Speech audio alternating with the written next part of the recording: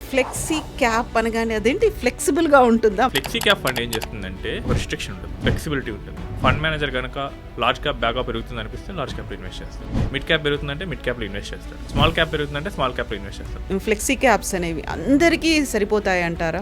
So flexi caps అనేవి అందరికీ సరిపోవు. ఎవరైతే కనీసం ఒక 6 నుంచి 7 ఏళ్ల కాల వ్యవధితో ఇన్వెస్ట్మెంట్ చేయాలనుకుంటున్నారో వాళ్ళు వాళ్ళ పోర్ట్ఫోలియోలో ఫ్లెక్సీ క్యాప్స్ని ప్రధానంగా ఉంచుకోవాలి. రీసెర్చ్ చేసి ఒక 10 ఫండ్స్ సెలెక్ట్ చేయడం అలాంటివి ఏం అక్కర్లేదు, ఫ్లెక్సీ క్యాప్ మంచిది పెట్టుకుంటే సరిపోతుంది. నమస్తే, నేను కవిత. Welcome to iDream. ఈ మధ్య కాలంలో బాగా పాపులర్ అయినటువంటి mutual funds flexi cap funds. మన అవసరాలకు తగ్గట్టుగా బెస్ట్ మ్యూచువల్ ఫండ్స్ని ఎలా సెలెక్ట్ చేసుకోవాలి? మనతో పాటుగా ఉన్నారు ఫైనాన్షియల్ ఎక్స్పర్ట్ సాయిరామ్ గారు. నమస్కారం అండి. నమస్తే మేడం. సో ఫ్లెక్సీ క్యాప్ అనగానే అదేంటి ఫ్లెక్సిబుల్గా ఉంటుందా? మనకు తగ్గట్టుగా ఉండేదేనా? ఫ్లెక్సీ క్యాప్స్ అంటే కరెక్ట్ అండి మీరు చెప్పింది, ఫ్లెక్సిబుల్గా ఉంటుంది. సో మనకి మ్యూచువల్ ఫండ్స్లో మెయిన్గా 3 టైప్స్ ఉంటాయి: ఈక్విటీ, డెట్, హైబ్రిడ్ అని. సో ఈ ఈక్విటీని సెబీ 16 సబ్ కేటగిరీస్గా డివైడ్ చేసింది. అందులో ఒకటి ఫ్లెక్సీ క్యాప్ ఫండ్. దీనికి రూల్ ఏంటంటే ఆ ఫండ్లో 65% అట్లీస్ట్ ఈక్విటీలో పెట్టాలి. ఓకే. ఆ పెట్టేది కూడా ఫండ్ మేనేజర్ ఇష్టం. మనకి మెయిన్గా ఏంటంటే స్టాక్ మార్కెట్లో 3 క్యాప్స్ ఉంటాయి: large cap stocks, mid cap stocks and small cap stocks. Large cap అంటే సో మార్కెట్ వాల్యూ ప్రకారం మొదటి నుంచి 100 కంపెనీస్, ఫస్ట్ 100 కంపెనీస్ని లార్జ్ క్యాప్ అంటారు. మిడ్ క్యాప్ స్టాక్స్ అంటే 101 నుంచి 250 వరకు ఉండే స్టాక్స్ని మిడ్ క్యాప్ అంటారు. స్మాల్ క్యాప్ అంటే 251 నుంచి 500 వరకు ఉండే స్టాక్స్ని స్మాల్ క్యాప్ స్టాక్స్ అంటారు. ఇవంటే వీటి మార్కెట్ వాల్యూ ప్రకారం డిసైడ్ అవుతాయి. మార్కెట్ వాల్యూ అంటే ఫ్రీగా మార్కెట్లో ఉన్న షేర్స్ ఇంటూ వాటి షేర్ వాల్యూ. సో వీటి ప్రకారం సెబీ స్టాక్స్ని ఈ 3 కేటగిరీస్గా విడగొట్టింది. ఓకే. సో ఇప్పుడు ఈ ఫ్లెక్సీ క్యాప్ ఫండ్ ఏం చేస్తుందంటే దానికి ఒక రిస్ట్రిక్షన్ ఉండదు, ఫ్లెక్సిబిలిటీ ఉంటుంది. సో ఫండ్ మేనేజర్ కనుక లార్జ్ క్యాప్ బాగా పెరుగుతుంది అనిపిస్తే లార్జ్ క్యాప్లో ఇన్వెస్ట్ చేస్తాడు, మిడ్ క్యాప్ పెరుగుతుందంటే మిడ్ క్యాప్లో ఇన్వెస్ట్ చేస్తాడు, స్మాల్ క్యాప్ పెరుగుతుందంటే స్మాల్ క్యాప్లో ఇన్వెస్ట్ చేస్తాడు. ఒక రిస్ట్రిక్షన్ అంటూ ఉండదు. అదే మిగతా ఫండ్స్కి వచ్చేసరికి రిస్ట్రిక్షన్ ఉంటుంది. లార్జ్ క్యాప్ ఫండ్ అంటే లార్జ్ క్యాప్లోనే ఇన్వెస్ట్ చేయాలి అట్లీస్ట్ 80%, మిడ్ క్యాప్ అంటే అట్లీస్ట్ 65% మిడ్ క్యాప్లోనే చేయాలి.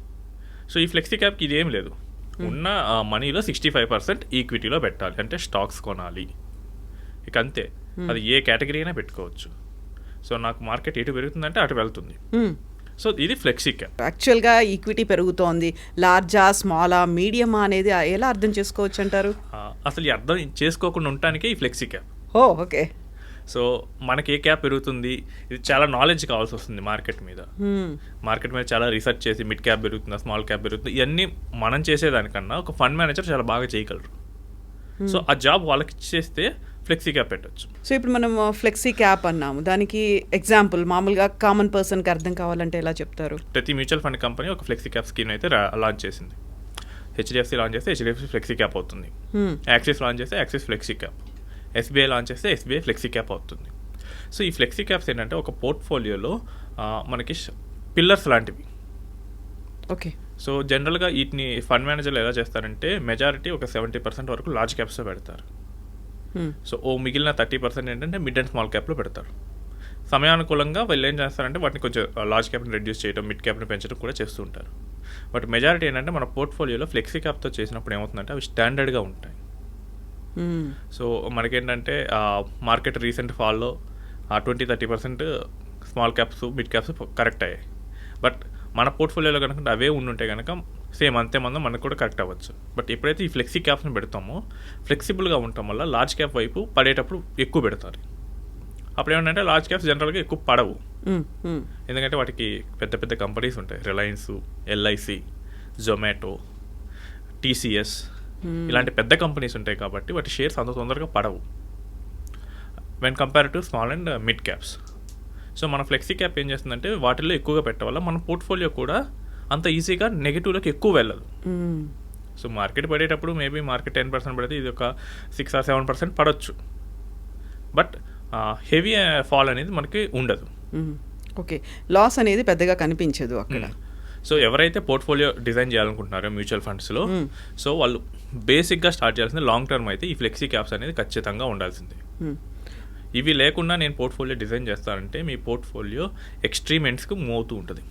పెరిగితే ఒకేసారి విపరీతంగా పెరుగుతుంది, 100 200 అవుతుంది, పడితే అదే 100 ₹20 కూడా అవుతుంది.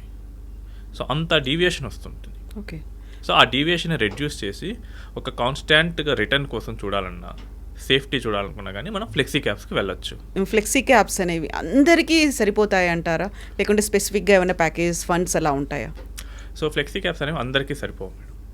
సో ఎవరైతే కొంచెమైనా రిస్క్ తీసుకోగలుగుతారు, సో సపోజ్ ఒక 60 year పర్సన్కి అయితే అంత రిస్క్ తీసుకోలేడు, బట్ ఒక 50 year పర్సన్ ఉన్నాడు, he's planning for his retirement, ఒక 10 years టైం ఉంది, హీ కెన్ డూ ఇట్.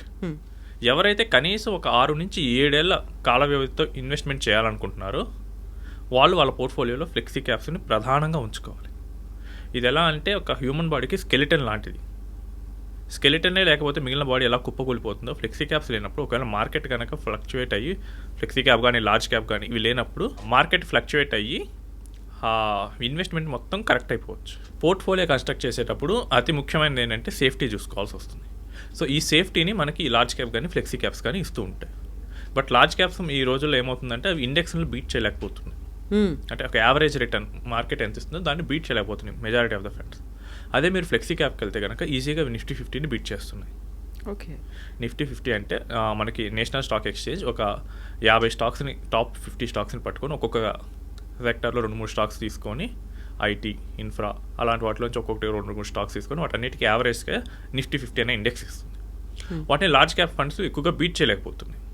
అంటే మనం ఇన్వెస్ట్ చేస్తున్నామంటే ఎంతో కొంత రిటర్న్ రావాలనే కదా. ట్రూ.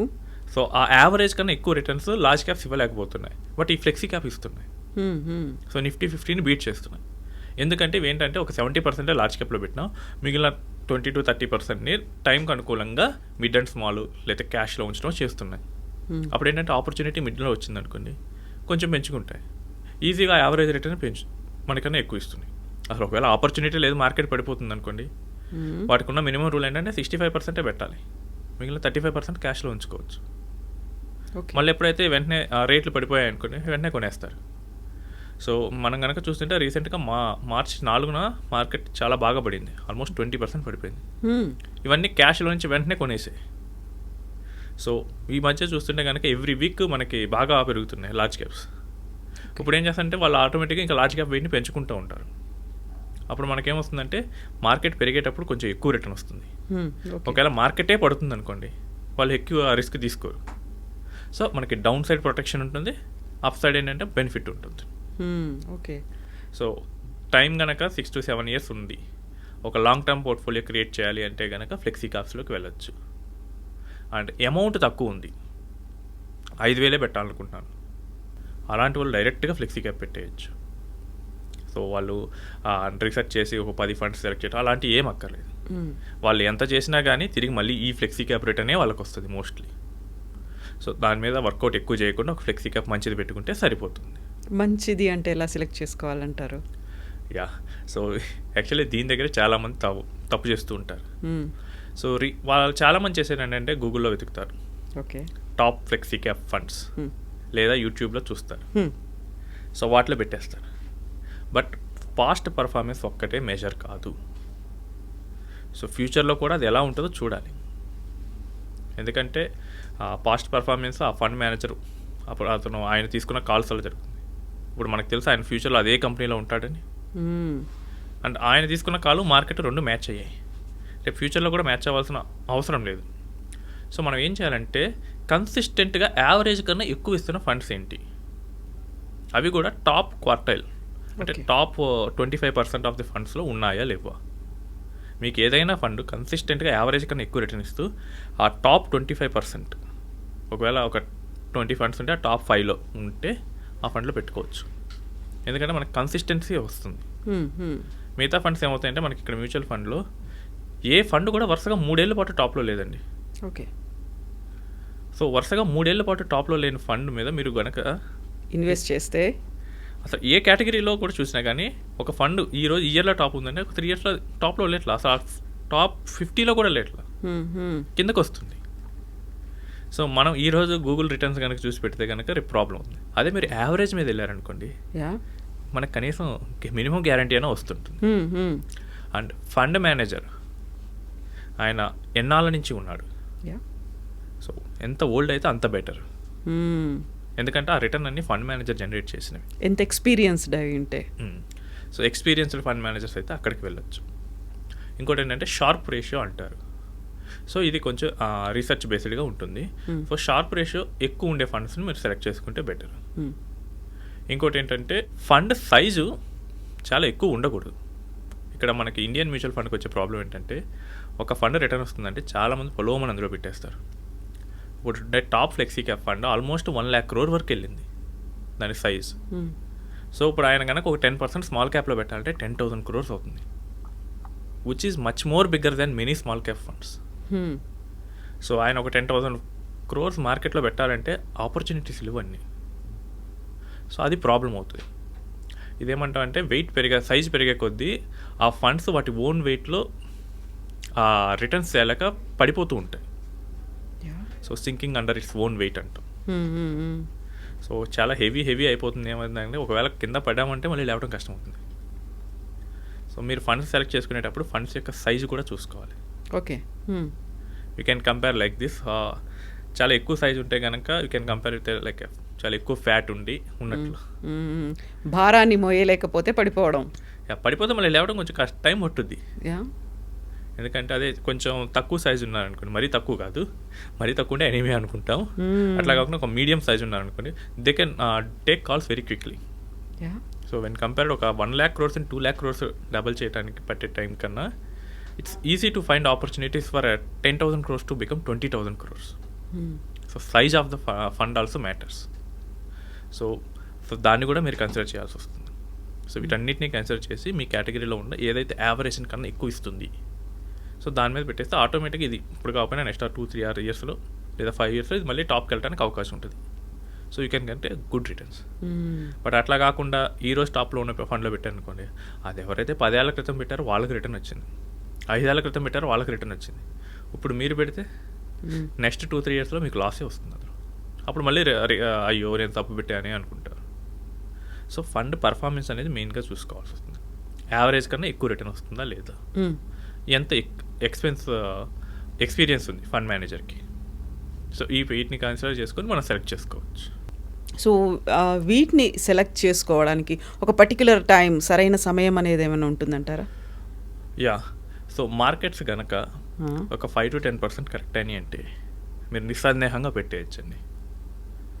సో మీ దగ్గర ఉన్న మనీలో 50% or 60% కూడా పెట్టేయచ్చు. సో మార్కెట్ కనుక స్టేబుల్గా ఉన్నప్పుడు కూడా పెట్టవచ్చు. బట్ ఎప్పుడైతే ర్యాలీ వస్తున్నాయో ఆ టైంలో లంసమ్ అనేది పెట్టకూడదు. వాటిలో ఒకేసారి నా దగ్గర 10 లక్షలు ఉన్నాయి, మార్కెట్ ఒక 10% 20% కరెక్ట్ అయింది, పెట్టేయచ్చు. అసలు మార్కెట్ పెరగట్లేదు, నో ప్రాబ్లం పెట్టేయచ్చు. బట్ మార్కెట్ కనుక విపరీతంగా పరిగెడుతుంది అనుకోండి, ఆ టైంలో మనం కాషియస్గా ఉండాల్సి వస్తుంది. సో ఫ్లెక్సీ క్యాప్స్ ఏంటంటే మనకి లో మార్కెట్స్లో మంచి రిటర్న్ ఇస్తుంటాయి. ఎందుకంటే లో నుంచి హైకి వెళ్ళేటప్పుడు ఒకేసారి మనకి ఆ ఫండ్ అనేది చాలా స్టేబుల్గా ఉండటం వల్ల మనకి డీసెంట్ రిటర్న్ అనేది జనరేట్ అవుతూ ఉంటుంది. అండ్ ఎవరైతే స్టార్ట్ చేయాలనుకుంటున్నారు సో వాళ్ళు కూడా ఈ ఫ్లెక్సీ క్యాప్స్తో స్టార్ట్ చేసుకోవచ్చు. So flexi cap fund select చేసుకోవాలనుకునే వాళ్ళకి మీరు ఇచ్చే సజెషన్ ఏంటి? సో పెద్ద రిటర్న్స్కి వెళ్ళకుండా బ్యాలెన్స్ మీద ఫోకస్ చేయాలి. సో రెగ్యులర్గా మీరు ఎస్ఐపి చేసుకుంటా ఫ్లెక్సీ క్యాప్లో వెళ్తుంటే మంచి రిటర్న్స్ లాంగ్ టర్మ్లో మీరు పొందొచ్చు. సో ఈ సింపుల్ స్ట్రాటజీతో మనం ఫ్లెక్సీ క్యాప్స్లో మంచి రిటర్న్స్ను తీసుకోవచ్చు. ఎస్ అండి, thank you so much. Thank you.